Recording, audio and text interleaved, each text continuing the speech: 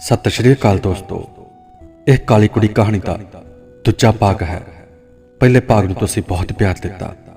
ਉਮੀਦ ਕਰਦਾ ਹਾਂ ਕਿ ਤੁਹਾਨੂੰ ਇਹ ਭਾਗ ਹੋਰ ਵੀ ਜ਼ਿਆਦਾ ਪਸੰਦ ਆਵੇਗਾ। ਅਸਮਾਨ ਦੀ ਬੁੱਕਲ ਵਿੱਚੋਂ ਸੂਰਜ ਨਿਕਲਿਆ ਤੇ ਉਹ ਰਾਤ ਵਾਲਾ ਸਨਾਟਾ ਪਤਾ ਨਹੀਂ ਕਿੱਧਰ ਛੂ ਮੰਤਰ ਹੋ ਗਿਆ। ਦਰਖਤਾਂ ਦੀਆਂ ਸ਼ੋਕ ਟਾਹਣੀ ਤੇ ਬੈਠੀਆਂ ਚਿੜੀਆਂ ਜਿਵੇਂ ਕੋਈ ਇਲਾਹੀ ਰਾਗ ਗਾ ਰਹੀਆਂ ਸਨ। ਅਸਮਾਨ ਵਿੱਚ ਬੱਦਲਵਾਈ, ਮੌਸਮ ਵਿੱਚ ਥੋੜੀ ਜਿਹੀ ਠੰਡਕ। ਨੀਨਾ ਨੇ ਅੰਗੜਾਈ ਲਈ। ਟਾਈਮ ਪੀਸ ਤੇ ਅਲਾਰਮ ਵੱਜਿਆ। ਨੀਨਾ ਉੱਠ ਕੇ ਬੈਠ ਗਈ। ਅਲਾਰਮ ਆਪਣੇ ਆਪ ਬੰਦ ਹੋ ਗਿਆ। ਨੀਨਾ ਬੈੱਡ ਤੋਂ ਉੱਠ ਖੜੀ ਹੋਈ ਤੇ ਬਾਥਰੂਮ ਵੱਲ ਫਰੈਸ਼ ਹੋਣ ਲਈ ਚਲੀ ਗਈ। ਬਾਥਰੂਮ 'ਚ ਤੌਲੀਏ ਨਾਲ ਮੂੰਹ ਸਾਫ਼ ਕਰਦੀ ਨੀਨਾ ਬਾਹਰ ਨਿਕਲੀ। ਉਸ ਦੀ ਮਾਂ ਪਹਿਲਾਂ ਹੀ ਉੱਠ ਜਾਂਦੀ ਅਤੇ ਨਹਾਉਣ ਤੋਂ ਬਾਅਦ ਪਾਠ ਪੂਜਾ 'ਚ ਲੱਗ ਜਾਂਦੀ। ਨੀਨਾ ਰਸੋਈ ਵਿੱਚ ਗਈ ਤੇ ਚਾਹ ਬਣਾਉਣ ਲੱਗ ਪਈ। ਰਾਜੇਸ਼ ਉੱਠਿਆ ਤਾਂ ਉਸਨੇ ਦੇਖਿਆ ਰੋਕੀ ਬਿਸਤਰ ਤੇ ਨਹੀਂ ਸੀ। ਉਹ ਫੌਰਨ ਥੱਲੇ ਉਤਰਿਆ। ਉਸ ਦੀ ਮਾਂ ਰਸੋਈ ਵਿੱਚ ਕੰਮ ਕਰ ਰਹੀ ਸੀ। ਗੁੱਡ ਮਾਰਨਿੰਗ ਮੰਮਾ। ਰਾਜੇਸ਼ ਨੇ ਮਾਂ ਨੂੰ ਗਲਵਕੜੀ ਪਾ ਲਈ। ਮਾਂ ਨੇ ਪੁੱਤ ਦਾ ਮੱਥਾ ਚੁੰਮਿਆ। ਮੰਮਾ, ਤੁਸੀਂ ਰੋਕੀ ਨੂੰ ਦੇਖਿਆ ਕਿਤੇ? ਕਿਉਂ, ਉੱਪਰ ਹੀ ਹੋਣਾ। ਮੈਂ ਤਾਂ ਉਸਨੂੰ ਦੇਖਿਆ ਨਹੀਂ। ਕਿਉਂ, ਕੀ ਗੱਲ ਹੈ? ਉੱਪਰ ਤਾਂ ਹੈ ਨਹੀਂ ਮੰਮਾ। ਬਾਥਰੂਮ 'ਚ ਵੀ ਵੇਖ ਲਿਆ। ਸ਼ਾਇਦ ਰਾਮੂ ਨੂੰ ਪਤਾ ਹੋਵੇ। ਰਾਮੂ ਨੂੰ ਤਾਂ ਮੈਂ ਭੇਜਿਆ ਡੇਰੀ ਤੋਂ ਦੁੱਧ ਅਤੇ ਸਬਜ਼ੀਆਂ ਲੈਣ। ਰਾਜੇਸ਼ ਰਸੋਈ ਤੋਂ ਬਾਹਰ ਨਿਕਲ ਆਇਆ। ਉਸਦੇ ਡੈਡੀ ਡਰਾਇੰਗ ਰੂਮ ਵਿੱਚ ਬੈਠੇ ਫੋਨ ਸੁਣ ਰਹੇ ਸੀ। ਹਾਂਜੀ ਬਤਰਾ ਸਾਹਿਬ, ਤੁਹਾਨੂੰ ਵੀ ਮੁਬਾਰਕਾਂ। ਮੇਰਾ ਪੁੱਤ ਜਾਨੀ ਤੁਹਾਡਾ ਭਤੀਜਾ ਬਾਹਰੋਂ ਆਇਆ। ਆਪਾਂ ਤੁਹਾਡੇ ਤੋਂ ਭੱਜਦੇ ਥੋੜ੍ਹੀ ਆਂ। ਤੁਸੀਂ ਜਦ ਕਹੋ ਆਪਾਂ ਹੱਸ ਰਿਹਾ। ਕੱਲ ਨੂੰ ਸੈਟਰਡੇ ਆ। ਕੱਲ ਸ਼ਾਮ ਦੀ ਪਾਰਟੀ ਰੱਖਦੇ ਆਂ। ਅਗਲੇ ਦਿਨ ਸੰਡੇ ਘਰ ਰਹਿ ਕੇ ਆਰਾਮ ਕਰਾਂਗੇ, ਗੁਪਤਾ ਸਾਹਿਬ ਨੇ ਕਿਹਾ। ਓਕੇ ਠੀਕ ਹੈ ਬਤਰਾ ਸਾਹਿਬ। ਓਕੇ ਕਹਿ ਕੇ ਗੁਪਤਾ ਸਾਹਿਬ ਨੇ ਫੋਨ ਕੱਟ ਦਿੱਤਾ। ਆ ਰਾਜੇਸ਼, ਤੇਰੇ ਬਤਰਾ ਅੰਕਲ ਦਾ ਫੋਨ ਸੀ। ਤੇਰੇ ਆਉਣ ਦੀ ਖੁਸ਼ੀ 'ਚ ਪਾਰਟੀ ਮੰਗਦਾ ਸੀ। ਕੀ ਗੱਲ ਰਾਜੇਸ਼, ਤੂੰ ਪਰੇਸ਼ਾਨ ਜਿਹਾ ਲੱਗਦਾ ਹੈ ਕਿ ਰਾਤ ਦਾ ਨਸ਼ਾ ਉਤਰਿਆ ਨਹੀਂ? ਆਪਣੇ ਪੁੱਤ ਨੂੰ ਦੇਖ ਕੇ ਗੁਪਤਾ ਸਾਹਿਬ ਨੂੰ ਪਰੇਸ਼ਾਨੀ ਹੋਈ। ਡੈਡ, ਰੋਕੀ ਘਰ ਵਿੱਚ ਕਿਤੇ ਨਹੀਂ ਦਿਸਦਾ। ਤੁਸੀਂ ਦੇਖਿਆ ਉਸਨੂੰ ਕਿਤੇ ਜਾਂਦੇ ਹੋਏ? ਰਾਜੇਸ਼ ਨੇ ਆਪਣੀ ਪਰੇਸ਼ਾਨੀ ਦੱਸੀ। ਮੈਂ ਤਾਂ ਨਹੀਂ ਦੇਖਿਆ ਉਸਨੂੰ। ਕਿੱਥੇ ਗਿਆ ਹੋਣਾ? ਉਸ ਦਾ ਡੈਡੀ ਵੀ ਪਰੇਸ਼ਾਨ ਹੋ ਗਿਆ। ਰਾਜੇਸ਼ ਅਤੇ ਉਸ ਦਾ ਪਿਤਾ ਕਾਰ ਲੈ ਕੇ ਰੋਕੀ ਨੂੰ ਬਾਹਰ ਦੇਖਣ ਜਾਣ ਵਾਲੇ ਹੀ ਸੀਗੇ। ਰੋਕੀ ਬਾਹਰੋਂ ਗਰਮੀ ਹੋਇਆ ਅੰਦਰ ਆਇਆ। ਉਹ ਰੋਕੀ, where are you coming from? कहाँ थे भाई? Oh I am coming from morning walk. मैं सामने पार्क में था। ओ रोकी यार, मैं तो परेशान हो गया था। मैं मॉर्निंग में अर्ली उठ गया था। आई सी, मौसम बहुत अच्छा था। मेरा दिल किया कि मैं वॉक के लिए जाऊं। तुम स्लीप कर रहे थे। मैंने तुमको रोकी रुक के हिंदी बोल रहा सी। हिंदी उसनों राजेश ने अमरीका विच रहिंदे ने सिखा दित्ती सी। ओके ओके, राजेश ने कहा। अच्छा चलो, तुसी दोवें नहा धो लो, मैं नाश्ता तैयार करती हाँ। राजेश की मां ने रसोई विचों आके कहा। रामू भी सब समान दुध ते सब्जियां लैके मुड़ आया। राजेश अते रोकी दोवें नहाउण लई चले गए। गुप्ता साहब पहला ही नाश्ता करके चले गए। राजेश अते रोकी तैयार होके हेठां डाइनिंग टेबल ते बैठ गए। दोनों ने नाश्ता किया। दही नाल मां दे हथ दे बनाए आलू वाले परौंठे बहुत स्वाद नाल दोवां ने खाधे। नाश्ता करन तो बाद राजेश अते रोकी दोनों बाजार घुमन चले गए। चल तैनूं अज साडा शहर दिखावां, राजेश ने गड्डी बाहर कढ़दियां कहा। रोकी ने बिना कुछ बोले सिर्फ मुस्कुरा दिता। कार सड़क ते हवा वांग दौड़ रही सी। कदे कदे यह हवा लाल बत्ती देख के रुक जाती, फिर दुकानां ते साइकिल सवारां नूं पिछे छड्डदी जाती। राजेश ने रोकी नूं रोज गार्डन, अप्पू घर, खेतीबाड़ी यूनीवर्सिटी अते बाद विच गुरुद्वारा श्री दुख निवारण साहिब दे दर्शन कीते। लंच उन्होंने बाहर किया। घुमदे घुमाउंदे खांदे पींदे पता नहीं लग्या कद सूरज आसमान दी बुक्कल विच जा वड़ गया सी। राजेश ने बाजार विच गड्डी पार्क की। फिर दोवें पैदल भीड़ भड़के वाले चौड़े बाजार विच जा वड़े। किन्ना चिर दुकानां तो शॉपिंग करते रहे। अचानक उन्होंने बत्रा साहब का लड़का विपन मिल गया। विपन ते राजेश बचपन के दोस्त सन। एक दूजे नूं जफ्फियां पा के मिले। किन्ना चिर ओह एक दूजे नूं देख के मुस्कुराते रहे, बोले कुछ भी नहीं। My best friend weapon, Rajesh रोकी नूं दसदा। विपन, ए रोकी आ, मेरा अमरीकी फ्रेंड। विपन ने रोकी नाल हथ मिलाया। किवें रहा तेरा अमरीका दा सफर? विपन ने पूछा। बहुत वधिया रहा यार, पर इहो जिहा तू जो सोच रहा है उन्ना वधिया नहीं। थोड़ा बहुत चलता है, आखिर जवान दिल है। ਕਦੇ ਕਦੇ ਮਚਲ ਵੀ ਜਾਂਦਾ ਹੈ। ਦੋਵੇਂ ਹੱਸ ਪਏ। ਅੱਛਾ ਤੂੰ ਦੱਸ, ਤੇਰੇ ਵਾਲੀ ਦਾ ਕੀ ਹਾਲ ਹੈ? ਰਾਜੇਸ਼ ਨੇ ਪੁੱਛਿਆ। ਕਿਹਦੀ ਗੱਲ ਕਰਦਾ ਹੈ ਤੂੰ? ਵਿਪਨ ਬੋਲਿਆ। ਉਹੀ ਜਿਹਦੇ ਪਿੱਛੇ ਸਾਰਾ ਦਿਨ ਇੱਕੋ ਗਾਣਾ ਗਾਉਂਦਾ ਰਹਿੰਦਾ ਸੀ, ਸਾਂਵਲੀ ਸਲੋਨੀ तेरी आंखें प्यारी प्यारी। क्यों भुल गया? राजेश ने हस के किया। ओ यार, आपां भी बाजार च खड़ के किहो जी गल्लां करन लग पए, फिर मिलांगे वेले टाइम बैठ के गप्पां मारन लई। तू तां हुण इत्थे रहना है। विपन विचों ही गल टाल गया। हाँ, नाले कल शामी पार्टी आ, मेरे आउण दी खुशी च मेरे डैडी सब दोस्तां नूं पार्टी देणगे, तू आउणा ना भुल्ली। ओके जनाब, तुसीं कहो असीं ना आईए? ਇਹ ਕਿਵੇਂ ਹੋ ਸਕਦਾ? ਬੰਦਾ ਟਾਈਮ ਤੇ ਪਹੁੰਚ ਜਾਵੇਗਾ। ਵਿਪਨ ਨੇ ਹੱਸ ਕੇ ਕਿਹਾ। ਵਿਪਨ ਚਲਾ ਗਿਆ। ਰਾਜੇਸ਼ ਅਤੇ ਰੋਕੀ ਵੀ ਬਾਜ਼ਾਰ 'ਚ ਵਾਪਸ ਆ ਕੇ ਕਾਰ ਵਿੱਚ ਬੈਠ ਗਏ। ਕਾਰ ਬਾਜ਼ਾਰ ਵਿੱਚੋਂ ਦੀ ਲੰਘ ਰਹੀ ਸੀ। Car Gupta silk and sari store ਅੱਗੇ ਆ ਕੇ ਰੁਕ ਗਈ। ਦੋਵੇਂ ਗੱਡੀ ਵਿੱਚ ਉਤਰੇ। ਮਾਈ ਸ਼ੋਰੂਮ, ਕਮਾਨ ਰੋਕੀ। ਰਾਜੇਸ਼ ਨੇ ਅੰਦਰ ਜਾਣ ਵੱਲ ਇਸ਼ਾਰਾ ਕੀਤਾ। ਰੋਕੀ ਮੁਸਕਰਾ ਪਿਆ ਅਤੇ ਉਹ ਅੰਦਰ ਵੱਲ ਤੁਰ ਪਏ। ਸ਼ੋਰੂਮ ਅੰਡਰਗਰਾਊਂਡ ਵਿੱਚ ਸੀ, ਇਸ ਲਈ ਸੜਕ ਨਾਲੋਂ 5 ਫੁੱਟ ਉੱਚਾ ਹੋਣ ਕਰਕੇ ਅੱਗੇ ਪੌੜੀਆਂ ਬਣੀਆਂ ਹੋਈਆਂ ਸਨ। ਉਹ ਦੋਵੇਂ ਪੌੜੀਆਂ ਚੜ੍ਹਨ ਲੱਗੇ ਤਾਂ ਅੰਦਰੋਂ 3 ਕੁੜੀਆਂ ਬਾਹਰ ਨਿਕਲੀਆਂ। ਰਾਜੇਸ਼ ਨੇ ਉਹਨਾਂ ਵੱਲ ਗੌਰ ਨਾਲ ਤੱਕਿਆ। ਉਹ ਚੁੱਪਚਾਪ ਕੋਲੋਂ ਦੀ ਲੰਘ ਗਈਆਂ। ਉਹਨਾਂ ਵਿੱਚੋਂ ਨੀਨਾ ਵੀ ਸੀ। ਸ਼ਾਇਦ ਰਾਜੇਸ਼ ਉਸ ਨੂੰ ਪਛਾਣ ਨਹੀਂ ਪਾਇਆ। ਵੈਲਕਮ ਮਾਈ ਸਨ। ਗੁਪਤਾ ਸਾਹਿਬ ਨੇ ਦੋਵਾਂ ਦਾ ਸਵਾਗਤ ਕੀਤਾ। ਰਾਜੇਸ਼ ਵਾਰ-ਵਾਰ ਪਿੱਛੇ ਵੱਲ ਦੇਖ ਰਿਹਾ ਸੀ। ਸ਼ਾਇਦ ਨੀਨਾ ਨੂੰ ਪਛਾਣਨ ਦੀ ਕੋਸ਼ਿਸ਼ ਕਰ ਰਿਹਾ ਸੀ। ਇਹ ਕੁੜੀਆਂ ਤਾਂ ਆਪਣੇ ਸ਼ੋਰੂਮ ਵਿੱਚ ਕੰਮ ਕਰਦੀਆਂ ਨੇ। ਗੁਪਤਾ ਸਾਹਿਬ ਨੇ ਰਾਜੇਸ਼ ਨੂੰ ਦੱਸਿਆ। ਡੈਡੀ, ਮੈਨੂੰ ਯਾਦ ਨਹੀਂ ਆ ਰਿਹਾ, ਪਰ ਇੰਜ ਲੱਗਦਾ ਜਿਵੇਂ ਵਿਚਲੀ ਕੁੜੀ ਨੂੰ ਮੈਂ ਸ਼ਾਇਦ ਜਾਣਦਾ ਹਾਂ, ਪਰ ਕੁਝ ਕਲੀਅਰ ਨਹੀਂ। ਖੈਰ ਛੱਡੋ। ਰਾਜੇਸ਼ ਨੇ ਅਚਾਨਕ ਆਪੇ ਹੀ ਗੱਲ ਕੱਢ ਦਿੱਤੀ। ਜਾ ਆਪਣੇ ਫਰੈਂਡ ਨੂੰ ਸ਼ੋਰੂਮ ਦਿਖਾ, ਤਦ ਤੱਕ ਮੈਂ ਆਪਣਾ ਕੰਮ ਨਿਬੇੜਦਾ, ਫਿਰ ਚੱਲਦੇ ਹਾਂ। ਰਾਜੇਸ਼ ਰੋਕੀ ਨੂੰ ਸ਼ੋਰੂਮ ਦਿਖਾਉਣ ਲੱਗਿਆ। ਉਹ ਦੋਵੇਂ ਕੈਬਨ ਵਿੱਚ ਗਏ। ਕਾਫੀ ਚਿਰ ਬਾਅਦ ਉਹ ਦੋਵੇਂ ਗੁਪਤਾ ਸਾਹਿਬ ਕੋਲ ਆ ਗਏ। ਰਾਜੇਸ਼ ਬੇਟਾ, ਤੁਸੀਂ ਘਰ ਚਲੇ ਜਾਓ, ਮੈਂ ਆਪਣੇ ਕੁਝ ਦੋਸਤਾਂ ਨੂੰ ਕੱਲ ਸ਼ਾਮ ਦੀ ਪਾਰਟੀ ਲਈ ਇਨਵੀਟੇਸ਼ਨ ਦੇ ਕੇ ਆਉਣਾ, ਇਸ ਲਈ ਮੈਂ ਲੇਟ ਹੋ ਜਾਵਾਂਗਾ। ਗੁਪਤਾ ਸਾਹਿਬ ਨੇ ਐਨਕ ਉਤਾਰ ਕੇ ਕਿਹਾ। ਓਕੇ ਡੈਡ, ਲੈਟਸ ਗੋ ਰੋਕੀ। ਉਹ ਦੋਵੇਂ ਗੱਡੀ 'ਚ ਆ ਕੇ ਬੈਠ ਕੇ ਚਲੇ ਗਏ। ਰਾਤ ਕਾਫੀ ਹੋ ਚੁੱਕੀ ਸੀ। ਉਧਰ ਨੀਨਾ ਵੀ ਆਪਣੇ ਬੈੱਡ ਤੇ ਪਈ ਸੀ। ਰਾਜੇਸ਼ ਨੇ ਕਿਤੇ ਮੈਨੂੰ ਪਛਾਣ ਤਾਂ ਨਹੀਂ ਲਿਆ ਹੋਵੇਗਾ। ਮੈਨੂੰ ਕੀ ਪਤਾ ਸੀ ਕਿ ਇਹ ਉਹੀ ਰਾਜੇਸ਼ ਹੈ ਜਿਹੜਾ ਮੇਰੇ ਨਾਲ ਕਾਲਜ ਵਿੱਚ ਪੜ੍ਹਦਾ ਸੀ ਅਤੇ ਮੇਰੇ ਤੇ ਵਿਪਨ ਬਾਰੇ ਸਭ ਕੁਝ ਜਾਣਦਾ ਸੀ। ਨੀਨਾ ਦੇ ਦਿਮਾਗ ਦੀ ਪਟੜੀ ਤੋਂ ਤਰ੍ਹਾਂ ਦੇ ਸਵਾਲ ਕਿਸ ਰੇਲ ਦੀ ਤਰ੍ਹਾਂ ਗੁਜ਼ਰ ਰਹੇ ਸਨ। ਰਾਜੇਸ਼ ਭਾਵੇਂ ਕਿ ਪਹਿਲਾਂ ਨਾਲੋਂ ਕਾਫੀ ਬਦਲ ਗਿਆ ਸੀ, ਪਰ ਨੀਨਾ ਨੇ ਉਸ ਨੂੰ ਝੱਟ ਪਛਾਣ ਲਿਆ ਸੀ। ਇਸ ਲਈ ਨੀਨਾ ਨੂੰ ਡਰ ਸੀ ਕਿ ਕਿਤੇ ਰਾਜੇਸ਼ ਨੇ ਤਾਂ ਉਸ ਨੂੰ ਪਛਾਣ ਨਹੀਂ ਲਿਆ। ਜੇ ਪਛਾਣ ਲਿਆ ਤਾਂ ਉਹ ਵਿਪਨ ਅਤੇ ਉਸ ਦੇ ਅਫੇਅਰ ਬਾਰੇ ਜ਼ਰੂਰ ਗੱਲ ਕਰੇਗਾ।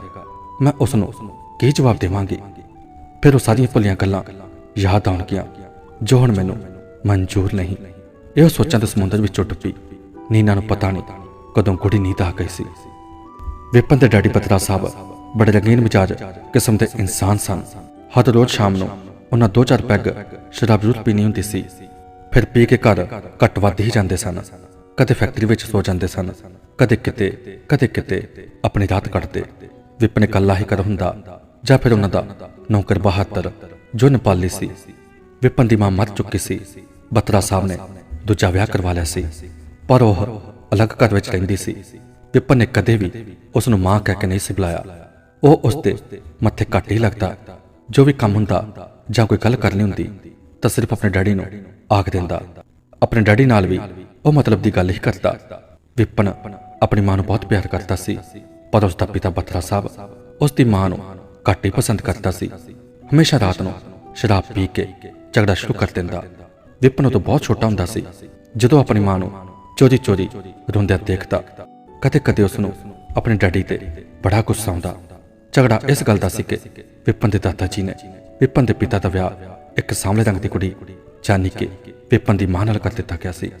ਵਿਪਨ ਦੇ ਦਾਦਾ ਜੀ ਦੀ ਜ਼ੋਰ ਜ਼ਬਰਦਸਤੀ ਨਾਲ ਬਤਰਾ ਸਾਹਿਬ ਦਾ ਵਿਆਹ ਵਿਪਨ ਦੀ ਮਾਂ ਨਾਲ ਕਰਕੇ ਸੁਰਗਵਾਸ ਹੋ ਗਏ ਸਨ। ਪਰ ਮਗਰੋਂ ਬਤਰਾ ਸਾਹਿਬ ਦਾ ਆਪਣੀ ਪਤਨੀ ਨਾਲ ਰੋਜ਼ ਲੜਾਈ ਝਗੜਾ ਸ਼ੁਰੂ ਹੋ ਗਿਆ। ਉਸਨੇ ਕਦੇ ਵੀ ਆਪਣੀ ਪਤਨੀ ਨੂੰ ਦਿਲੋਂ ਪਿਆਰ ਨਹੀਂ ਕੀਤਾ। ਉਹ ਰਾਤ ਨੂੰ ਨਸ਼ੇ ਵਿੱਚ ਉਸ ਨੂੰ ਸੌਂ ਤਾਂ ਜਾਂਦਾ, ਪਰ ਦਿਲੋਂ ਕੋਹਾਂ ਦੂਰ ਹੁੰਦਾ। ਜਦ ਵਿਪਨ ਪੈਦਾ ਹੋਇਆ, ਉਸ ਦੀ ਮਾਂ ਨੂੰ ਲੱਗਿਆ ਕਿ ਜਿਵੇਂ ਉਸ ਨੂੰ ਸਭ ਕੁਝ ਮਿਲ ਜਾਵੇਗਾ। ਉਸ ਨੂੰ ਮਾਨ ਸਨਮਾਨ ਮਿਲਣਾ ਚਾਹੀਦਾ ਹੈ, ਪਰ ਅਜਿਹਾ ਨਾ ਹੋਇਆ। ਸੋਚਾਂ ਤੇ ਉਮੀਦਾਂ ਕੱਚੀਆਂ ਕੰਧਾਂ ਵਾਂਗੂ ਟੈ ਦੀਆਂ ਹੋਣ ਲੱਗੀਆਂ। ਜੇ ਉਹ ਜੀ ਰਹੀ ਸੀ ਤਾਂ ਸਿਰਫ ਆਪਣੇ ਪੁੱਤ ਦੇ ਖਾਤਰ। ਅੰਦਰ ਹੀ ਅੰਦਰ ਦੁੱਖ ਰਹੀ ਵਿਪਨ ਦੀ ਮਾਂ ਨੂੰ ਅਚਾਨਕ ਇੱਕ ਨਾਮਰਦ ਬਿਮਾਰੀ ਨੇ ਘੇਰ ਲਿਆ ਸੀ। ਉਹ ਆਪਣੇ ਵਿਪਨ ਨੂੰ ਛੱਡ ਕੇ ਉਸ ਦੁਨੀਆ ਵਿੱਚ ਜਾ ਵਸੀ ਜਿੱਥੋਂ ਵਾਪਸ ਆਉਣਾ ਮੁਸ਼ਕਿਲ ਹੀ ਨਹੀਂ ਬਲਕਿ ਨਾਮੁਮਕਿਨ ਸੀ। ਆਪਣੀ ਪਤਨੀ ਦੀ ਮੌਤ ਤੋਂ ਬਾਅਦ ਬਤਰਾ ਕਿੰਨੇ ਸਾਲ ਬਾਜ਼ਾਰੂ ਔਰਤਾਂ ਨਾਲ ਬਿਸਤਰ ਸਾਂਝਾ ਕਰਦਾ ਰਿਹਾ। ਵਿਪਨ ਹੋਸਟਲ ਵਿੱਚ ਰਹਿੰਦਾ ਸੀ ਕਿਉਂਕਿ ਮਾਂ ਤੋਂ ਬਗੈਰ ਉਸ ਨੂੰ ਘਰ ਹੁਣ ਖਾਣ ਨੂੰ ਪੈਂਦਾ ਸੀ, ਜਾਂ ਫਿਰ ਸ਼ਾਇਦ ਉਹ ਇਸ ਲਈ ਨਹੀਂ ਸੀ ਰਹਿੰਦਾ ਕਿਉਂਕਿ ਉਸ ਘਰ ਵਿੱਚ ਉਸ ਦੀ ਮਾਂ ਨੂੰ ਕਦੇ ਨਹੀਂ ਅਪਣਾਇਆ ਗਿਆ। ਵਿਪਨ ਸਕੂਲ ਦੀ ਪੜ੍ਹਾਈ ਪੂਰੀ ਕਰਕੇ ਕਾਲਜ ਵਿੱਚ ਦਾਖਲ ਹੋ ਗਿਆ। ਆਪਣੇ ਪਿਤਾ ਦੇ ਕਹਿਣ ਤੇ ਵਿਪਨ ਹੁਣ ਕਦੇ-ਕਦੇ ਹਰ ਐਤਵਾਰ ਫੈਕਟਰੀ ਗੇੜਾ ਮਾਰਦਾ ਸੀ। ਬਤਰਾ ਸਾਹਿਬ ਵੀ ਕਿਸੇ ਤਰ੍ਹਾਂ ਵਿਪਨ ਦੇ ਦਿਲੋਂ ਆਪਣੇ ਪ੍ਰਤੀ ਪੈਦਾ ਹੋਈ ਨਫ਼ਰਤ ਨੂੰ ਮਿਟਾਉਣਾ ਚਾਹੁੰਦੇ ਸਨ। ਵਿਪਨ ਦੇ ਡੈਡੀ ਦੀ ਸਾਈਕਲ ਪਾਰਟਸ ਦੀ ਫੈਕਟਰੀ ਸੀ, ਇਸੇ ਲਈ ਵਿਪਨ ਫੈਕਟਰੀ ਗੇੜਾ ਮਾਰਦਾ ਰਹਿੰਦਾ ਸੀ ਕਿ ਕੀ ਪਤਾ ਉਸਦੀ ਸਤੇਲੀ ਮਾਂ ਸ਼ਰਾਬ ਦੇ ਨਸ਼ੇ ਵਿੱਚ ਸਭ ਕੁਝ ਆਪਣੇ ਨਾਮ ਨਾਲ ਕਰਵਾ ਲਵੇ। ਪਰ ਅਜਿਹੇ ਕੰਮਾਂ ਲਈ ਬਤਰਾ ਪੂਰਾ ਚੁਸਤ ਚਲਾਕ ਸੀ, ਇੰਨੀ ਛੇਤੀ ਹੱਥ ਵਿੱਚ ਨਹੀਂ ਸੀ ਆਉਣ ਵਾਲਾ। ਵਿਪਨ ਪੜ੍ਹਨ ਵਿੱਚ ਹੁਸ਼ਿਆਰ ਸੀ ਅਤੇ ਪਤਾ ਨਹੀਂ ਕਦੋਂ ਉਸ ਨੂੰ ਸਾਵਲੀ ਜਿਹੀ ਕੁੜੀ ਨੀਨਾ ਨਾਲ ਪਿਆਰ ਹੋ ਗਿਆ ਸੀ। ਹਰ ਵੇਲੇ ਖੁਸ਼ ਰਹਿਣ ਵਾਲੀ ਨੀਨਾ ਭਾਵੇਂ ਕਿ ਉਹ ਸਾਂਵਲੇ ਰੰਗ ਦੀ ਸੀ, ਪਰ ਨੈਣ ਨਕਸ਼ ਤਿੱਖੇ ਆਪਣੇ ਵੱਲ ਆਕਰਸ਼ਿਤ ਕਰਦੀਆਂ ਉਸਦੀਆਂ ਅੱਖਾਂ, ਪਤਲੇ ਪਤਲੇ ਬੁੱਲ, ਗੁੰਦਵਾਂ ਸਰੀਰ, ਲੰਮੇ ਕਾਲੇ ਵਾਲ। ਵਿਪਨ ਦੇ ਹਰ ਵਕਤ ਦਿਲੋਂ ਦਿਮਾਗ ਤੇ ਨੀਨਾ ਛਾਈ ਰਹਿੰਦੀ ਸੀ। ਇੱਕ ਦਿਨ ਵਿਪਨ ਨੇ ਹੌਸਲਾ ਕਰਕੇ ਨੀਨਾ ਨੂੰ ਸਭ ਕੁਝ ਆਖ ਦਿੱਤਾ। ਪਹਿਲਾਂ ਤਾਂ ਨੀਨਾ ਨੂੰ ਅਜੀਬ ਜਿਹਾ ਲੱਗਿਆ, ਪਰ ਵਿਪਨ ਦੀ ਦੀਵਾਨਗੀ ਨੇ ਉਸ ਤੋਂ ਹਾਂ ਹੀ ਕਰਵਾ ਲਈ ਸੀ। ਇੱਕ ਦੂਜੇ ਨੂੰ ਮਿਲਦੇ ਅਤੇ ਕਿੰਨਾ ਚਿਰ ਗੱਲਾਂ ਕਰਦੇ ਰਹਿੰਦੇ। ਵਿਪਨ ਨੇ ਆਪਣੇ ਮਾਤਾ ਪਿਤਾ ਬਾਰੇ ਸਾਰੀਆਂ ਗੱਲਾਂ ਨੀਨਾ ਨਾਲ ਸਾਂਝੀਆਂ ਕੀਤੀਆਂ। ਉਹ ਸਭ ਕੁਝ ਦੱਸ ਦਿੱਤਾ ਜੋ ਉਹ ਬਚਪਨ ਵਿੱਚ ਲੁਕ ਲੁਕ ਕੇ ਦੇਖਦਾ ਸੀ। ਆਪਣੀ ਕਹਾਣੀ ਸੁਣਾਉਂਦੇ ਵਿਪਨ ਦੀਆਂ ਅੱਖਾਂ 'ਚੋਂ ਪਾਣੀ ਆ ਗਿਆ। ਕੋਲ ਬੈਠੀ ਨੀਨਾ ਨੇ ਵਿਪਨ ਦੇ ਹੰਝੂ ਆਪਣੇ ਹੱਥਾਂ ਨਾਲ ਸਾਫ਼ ਕੀਤੇ। ਫਿਰ ਕਿੰਨਾ ਚਿਰ ਇੱਕ ਦੂਜੇ ਤੇ ਬਾਹਾਂ ਗਲ ਪਾ ਕੇ ਉਹ ਗੱਲਾਂ ਕਰਦੇ ਰਹੇ। ਫਿਰ ਨੀਨਾ ਨੂੰ ਵਿਛੋੜੇ ਦਾ ਡਰ ਖਾਣ ਲੱਗਿਆ। ਉਸਨੇ ਇੱਕ ਦਿਨ ਵਿਪਨ ਤੋਂ ਪੁੱਛਿਆ ਸੀ ਕਿ ਵਿਪਨ, ਇੱਕ ਗੱਲ ਪੁੱਛਾਂ, ਤੂੰ ਬੁਰਾ ਤਾਂ ਨਾ ਮੰਨੀ? ਹਾਂ ਪੁੱਛ, ਕੀ ਪੁੱਛਣਾ? ਕਿਤੇ ਤੂੰ ਮੇਰੇ ਨਾਲ ਟਾਈਮ ਪਾਸ ਤਾਂ ਨਹੀਂ ਕਰ ਰਿਹਾ? ਕਿਤੇ ਮੈਨੂੰ ਭੁੱਲ ਤਾਂ ਨਹੀਂ ਜਾਵੇਂਗਾ? ਵੱਟ, ਵਿਪਨ ਨੇ ਹੈਰਾਨੀ ਨਾਲ ਕਿਹਾ। ਨੀਨਾ, ਅੱਜ ਤੈਨੂੰ ਕੀ ਹੋ ਗਿਆ? ਮੈਂ ਤੈਨੂੰ ਸੱਚਾ ਪਿਆਰ ਕਰਦਾ ਹਾਂ। ਤੂੰ ਇਹ ਸੋਚ ਵੀ ਕਿਵੇਂ ਲਿਆ ਹੈ? ਦੂਰੋਂ ਦੇਖਣ ਨੂੰ ਜ਼ਮੀਨ ਆਸਮਾਨ ਆਪਸ ਵਿੱਚ ਜੁੜੇ ਲੱਗਦੇ ਨੇ, ਪਰ ਸੱਚਾਈ ਤੋਂ ਅੱਖਾਂ ਨਹੀਂ ਫੇਰੀਆਂ ਜਾ ਸਕਦੀਆਂ। ਮੈਨੂੰ ਕੁਝ ਨਹੀਂ ਸਮਝ ਆ ਰਿਹਾ, ਤੂੰ ਕੀ ਬੋਲ ਰਹੀ ਹੈ? ਵਿਪਨ, ਮੈਂ ਮਿਡਲ ਕਲਾਸ ਚੋਂ ਹਾਂ ਤੇ ਤੂੰ ਅਮੀਰ ਕਰਦਾ। ਤੇਰੇ ਡੈਡੀ ਇਸ ਰਿਸ਼ਤੇ ਨੂੰ ਕਦੇ ਨਹੀਂ ਮੰਨਣਗੇ। ਤੂੰ ਮੈਨੂੰ ਭੁੱਲ ਜਾ ਵਿਪਨ।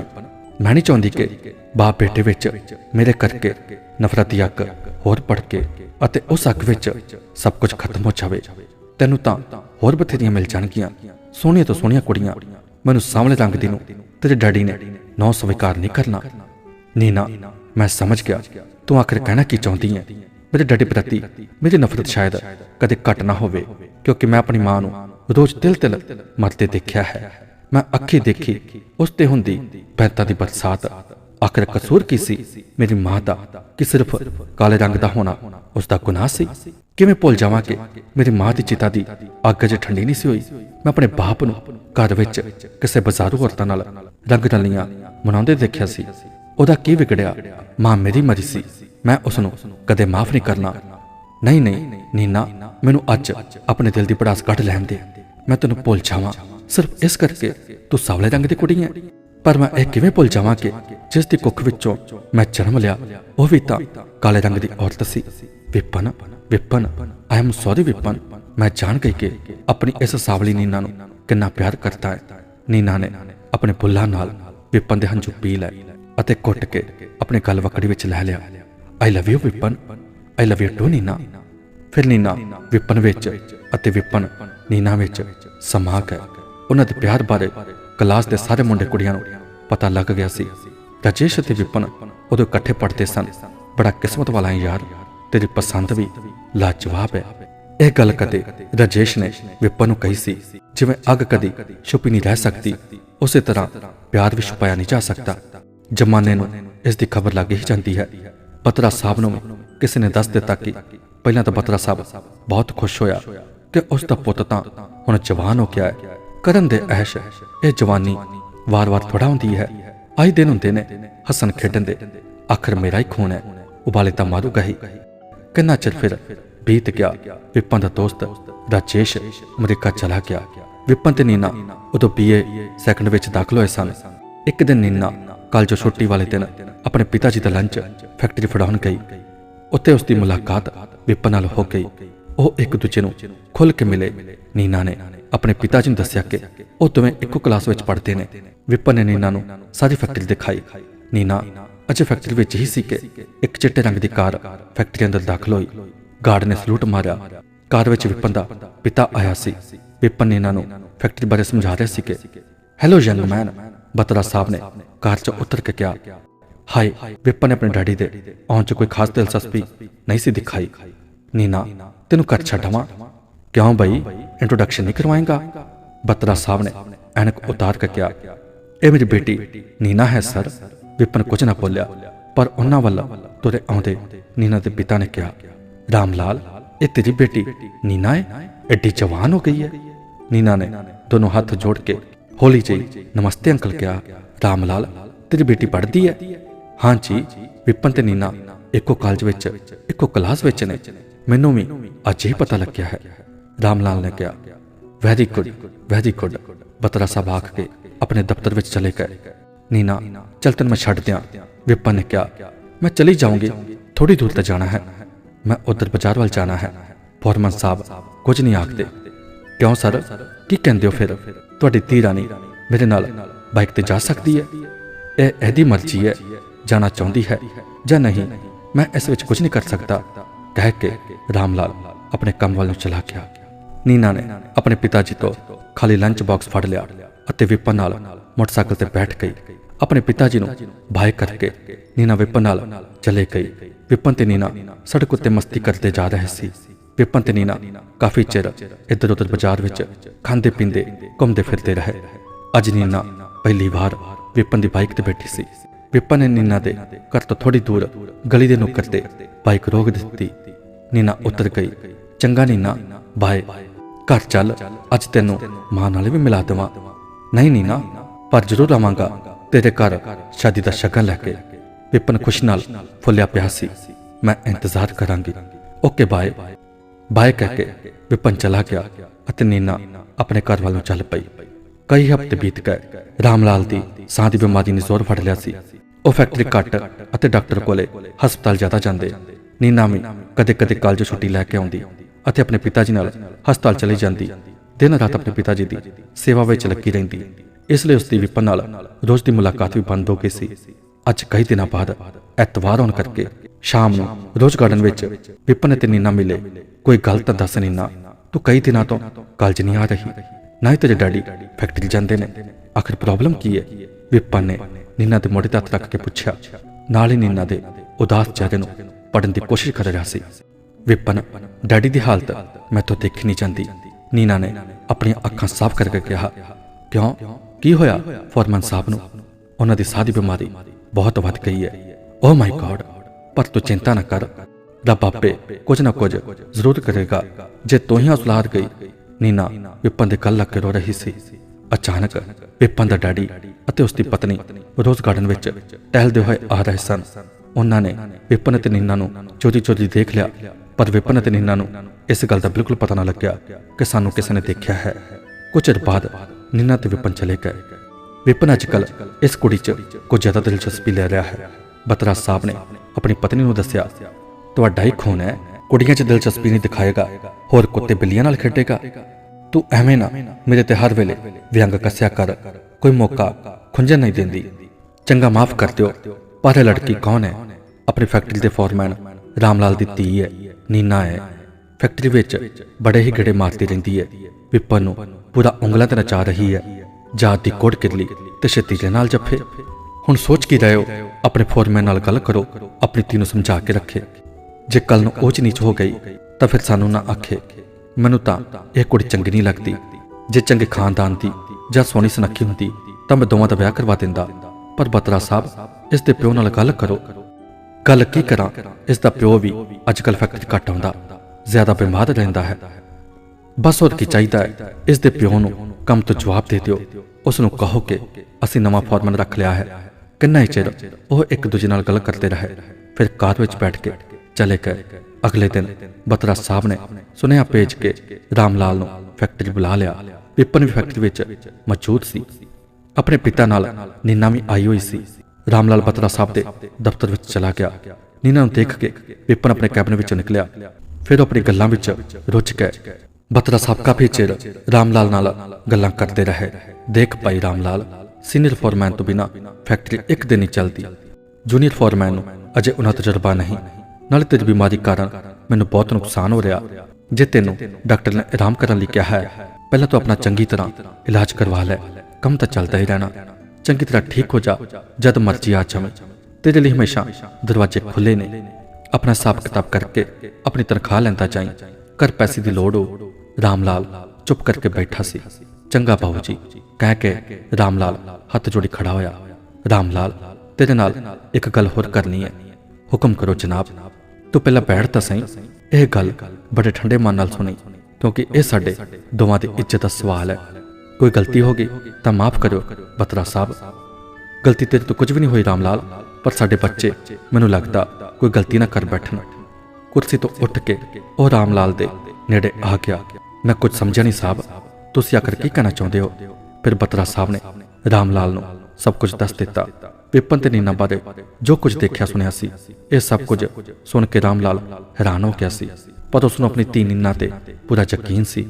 ਘਰ ਨੂੰ ਜਾਂਦੇ ਹੋਏ ਰਾਮ ਲਾਲ ਨੇ ਆਪਣੀ ਧੀ ਨੂੰ ਗੱਲੀ ਬਾਤੀ ਸਭ ਕੁਝ ਸਮਝਾ ਦਿੱਤਾ। ਨੀਨਾ ਨੇ ਵੀ ਕੁਝ ਲੁਕੋ ਕੇ ਨਹੀਂ ਰੱਖਿਆ। ਵਿਪਨ ਤੇ ਆਪਣੇ ਬਾਰੇ ਸਭ ਕੁਝ ਦੱਸ ਦਿੱਤਾ। ਇਹ ਵੀ ਦੱਸ ਦਿੱਤਾ ਕਿ ਵਿਪਨ ਆਪਣੇ ਡੈਡੀ ਨੂੰ ਨਫ਼ਰਤ ਕਰਦਾ ਹੈ।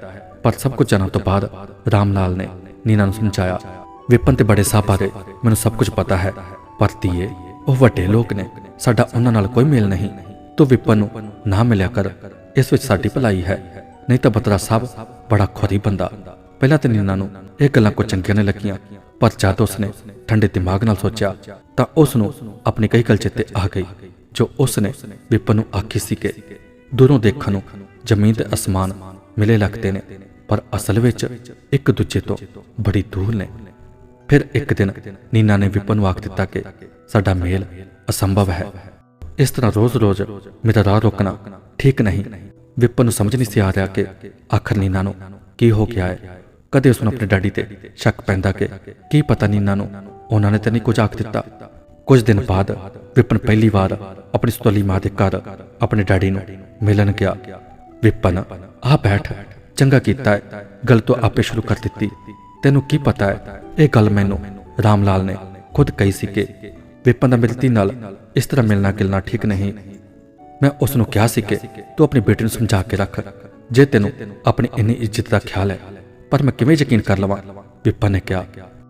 ਵਿਪਨ, ਯਕੀਨ ਕਰਨ ਤੋਂ ਇਲਾਵਾ ਤੇਰੇ ਕੋਲ ਹੋਰ ਕੋਈ ਚਾਰਾ ਨਹੀਂ। ਸੁਤੇਲੀ ਮਾਂ ਬੋਲੀ, ਪਲੀਜ਼ ਆਂਟੀ, ਸਾਡੇ ਪਿਓ ਪੁੱਤ ਦੀ ਗੱਲ ਵਿੱਚ ਤੈਨੂੰ ਬੋਲਣ ਦਾ ਕੋਈ ਹੱਕ ਨਹੀਂ। ਵਿਪਨ, ਵੱਡਿਆਂ ਨਾਲ ਇਸ ਤਰ੍ਹਾਂ ਗੱਲ ਕੀਤੀ ਜਾਂਦੀ ਹੈ ਕਿ ਇਹੀ ਕੁਝ ਕਾਲਜ ਤੋਂ ਸਿੱਖ ਕੇ ਆਉਣਾ? ਡੈਡੀ, ਮੈਂ ਆਖਰੀ ਵਾਰ ਕਹਿਣਾ ਕਿ ਨੀਨਾ ਨੂੰ ਮੇਰੇ ਕੋਲ ਕੋਈ ਅਲੱਗ ਨਹੀਂ ਕਰ ਸਕਦਾ। ਕਿਉਂ ਜਿੱਦ ਤੇ ਅੜਿਆ ਹੈ? ਤੈਨੂੰ ਕੋਈ ਕੁੜੀਆਂ ਦਾ ਘਾਟਾ ਹੈ? ਸੋਹਣੀ ਤੋਂ ਸੋਹਣੀ ਕੁੜੀ ਨਾਲ ਤੇਰਾ ਵਿਆਹ ਕਰਵਾ ਦੂੰਗਾ, ਪਰ ਮੈਨੂੰ ਪੈਸੇ ਨਾਲ ਪਿਆਰ ਕਰਨ ਵਾਲੀਆਂ ਬਾਜ਼ਾਰੂ ਔਰਤਾਂ ਨਹੀਂ ਚਾਹੀਦੀਆਂ। ਵਿਪਨ ਨੇ ਆਪਣੀ ਸਤੇਲੀ ਮਾਂ ਵੱਲ ਦੇਖ ਕੇ ਕਿਹਾ। ਵਿਪਨ, ਬਰਦਾਸ਼ਤ ਦੀ ਵੀ ਕੋਈ ਹੱਦ ਹੁੰਦੀ ਹੈ। ਠੀਕ ਆ, ਤੂੰ ਨੀਨਾ ਨੂੰ ਛੱਡ ਨਹੀਂ ਸਕਦਾ, ਪਰ ਤੈਨੂੰ ਮੇਰੀ ਜਾਇਦਾਦ ਨੂੰ ਛੱਡਣਾ ਪਵੇਗਾ। ਮੈਂ ਅੱਜ ਹੀ ਸਾਰੀ ਪ੍ਰਾਪਰਟੀ ਤੇਰੀ ਮਾਂ ਦੇ ਨਾਮ ਲਵਾ ਦੇਣੀ ਆ। ਆਖਰ ਆਪਣੇ ਅਸਲੀ ਰੰਗ ਵਿੱਚ ਹੀ ਆ ਗਏ ਤੁਸੀਂ। ਤੁਹਾਡੀ ਪ੍ਰਾਪਰਟੀ ਤੁਹਾਨੂੰ ਮੁਬਾਰਕ ਆ। ਜਾ ਰਿਹਾ ਮੈਂ, ਆਖ ਕੇ ਵਿਪਨ ਕਮਰੇ ਵਿੱਚ ਨਿਕਲ ਗਿਆ। ਇਹ ਤੁਸੀਂ ਠੀਕ ਨਹੀਂ ਕੀਤਾ। ਮੇਰਾ ਨਾਂ ਜ਼ਰੂਰ ਲੈਣਾ ਸੀ। ਮੈਨੂੰ ਤਾਂ ਉਹ ਪਹਿਲਾਂ ਹੀ ਚੰਗਾ ਨਹੀਂ ਸੀ ਸਮਝਦਾ। ਬਤਰਾ ਸਾਹਿਬ ਦੀ ਪਤਨੀ ਨੇ ਕਿਹਾ, ਜਦੋਂ ਦਰ ਭਟਕੇਗਾ ਆਪੇ ਭੱਜ ਆਊਗਾ ਸਾਡੇ ਕੋਲ। ਨਹੀਂ, ਤੁਸੀਂ ਭੁੱਲ ਰਹੇ ਹੋ, ਇਸ ਤਰ੍ਹਾਂ ਕਰਨ ਨਾਲ ਦਿਲਾਂ ਵਿੱਚ ਨਫ਼ਰਤ ਹੋਰ ਵਧੇਗੀ। ਉਹ ਤੁਹਾਡਾ ਵੀ ਖੂਨ ਹੈ। ਉਹ ਇੱਕ ਵਾਰ ਚਲਾ ਗਿਆ ਤਾਂ ਵਾਪਸ ਕਦੇ ਨਹੀਂ ਆਵੇਗਾ। ਇਹ ਸਭ ਦਾ ਕਾਰਨ ਉਹ ਮੈਨੂੰ ਸਮਝੇਗਾ, ਪਰ ਹੋਰ ਕੀ ਕਰਾਂ? ਹੋਰ ਕੋਈ ਚਾਰਾ ਨਹੀਂ।